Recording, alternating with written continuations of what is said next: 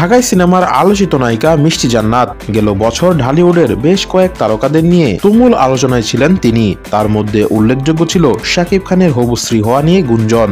তবে সেসব আলোচনা এখন অতীত। এখন নিজের কাজ নিয়েই ব্যস্ত এই নায়িকা।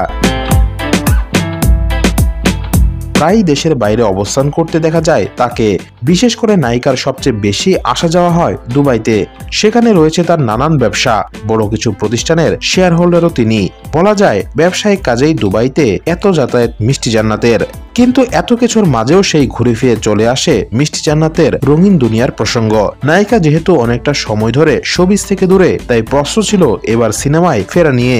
সদ্যই সংবাদ মাধ্যমে দেওয়া এক ভিডিও সাক্ষাৎকারে অকপটেই সব জানালেন এই ঢালিউড নায়িকা।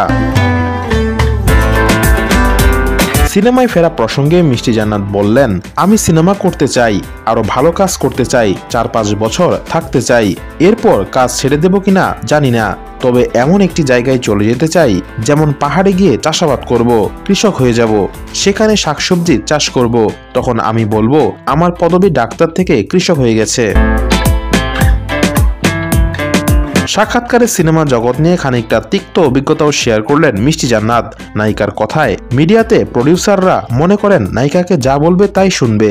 পরে যখন আমার সিনেমা অলমোস্ট শেষ, সে সময় উনি ডেকেছিলেন আমাকে, রুম নক করেছিলেন রাতের বেলা। আমি তো আর যাইনি। পরে তিনি আমার সঙ্গে খুব বাজে বিহেভ করে, যা স্মরণীয় হয়ে থাকবে। উল্লেখ্য 2014 সালে লাভ স্টেশন সিনেমার মাধ্যমে রূপালী পর্দার ক্যারিয়ার শুরু করেন মিষ্টি জান্নাত।